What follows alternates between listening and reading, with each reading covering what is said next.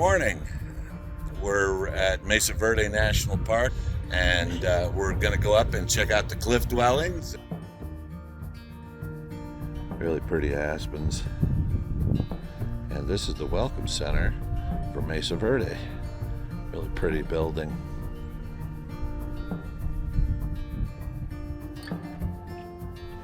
And then there's this really cool sculpture.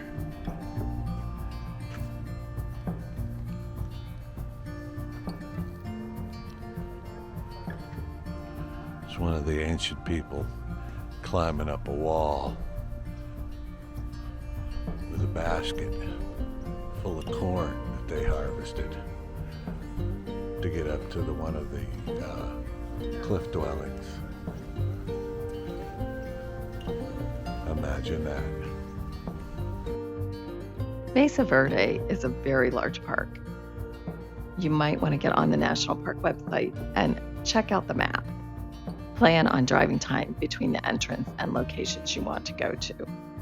You're also at a very high elevation at 7,000 to 8,000 feet.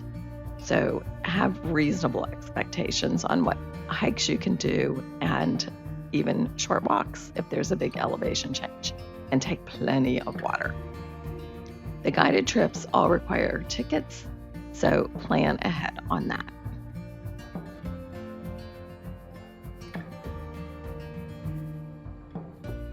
So this is Park Point Fire Lookout. It was built by the Civilian Conservation Corps in 1939, and it's the highest point in the park.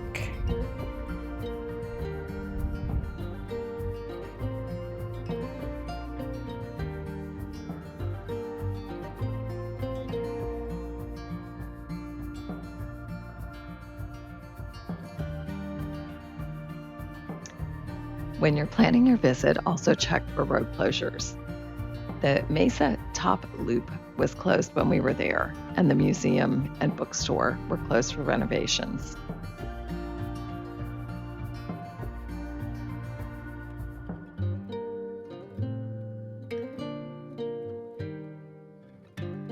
Mesa Verde has about 4,500 ancestral Puebloan sites, including 600 cliff dwellings. They were occupied from around 550 AD to the 1200s. By about the 1300s, the population had moved on, possibly due to drought or the environmental pressures of a growing population. Evidence in trash piles implied a decrease in the number of large animals being consumed over time, to much smaller animal bones on the upper levels. Spruce Tree House is now closed over concerns for falling rocks. So we were not able to actually walk through this ruin area, but it had a great viewing spot from above.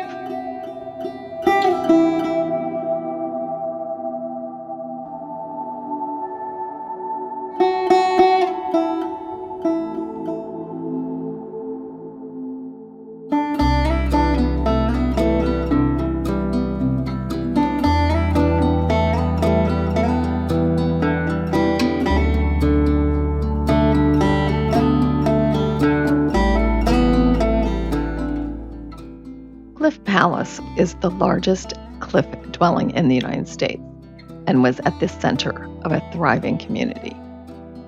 It was occupied around 1200 AD by approximately 100 to 120 people, although there is evidence of earlier structures. Two cowboys were herding cattle in the late 1800s when they spotted the dwellings. Of course, the Ute Indians knew its location since it was on their reservation. After artifacts were removed and damage occurred at the site, it became a national park in 1906. The dwellings were made from sandstone, uniform stone blocks, and mortar. The floor is flat because they backfilled it from behind a retaining wall. There are 150 rooms and 75 open spaces, along with 21 kivas, which were areas where ceremonies and gatherings took place. Overall, it's 215 feet wide, 90 feet deep, and 60 feet high. Access to the alcove from the mesa top or the canyon floor was by means of hand and toe-hold trails. We did have the ticket for the guided tour, and after getting there and seeing people hiking up the mountain and then exiting from the ladders at the top of the mesa rim, we decided that was not going to happen for us. And we gave our tickets to a couple that had waited till the last minute and couldn't get tickets.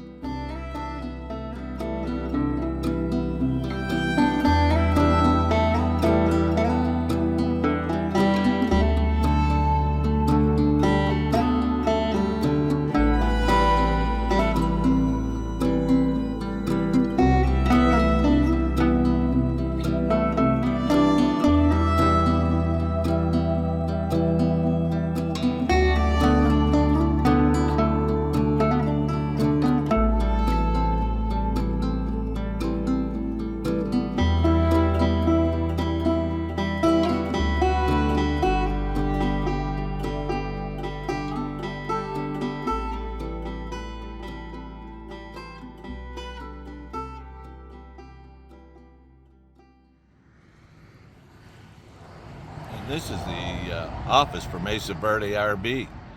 Great little campground, some great spots to park, and we're gonna ride up through here and we'll give you a view.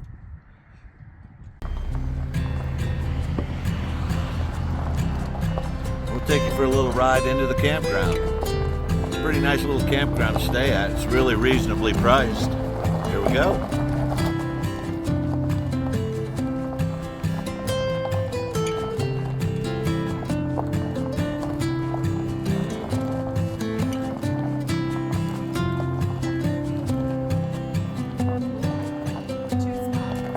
Pool and 2 spas.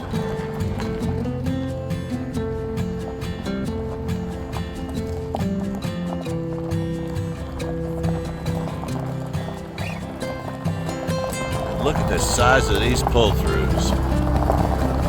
They're 110 feet long.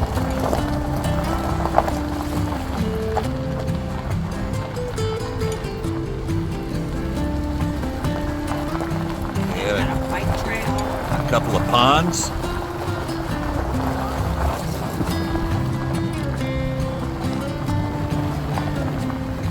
Here we are back at our RV.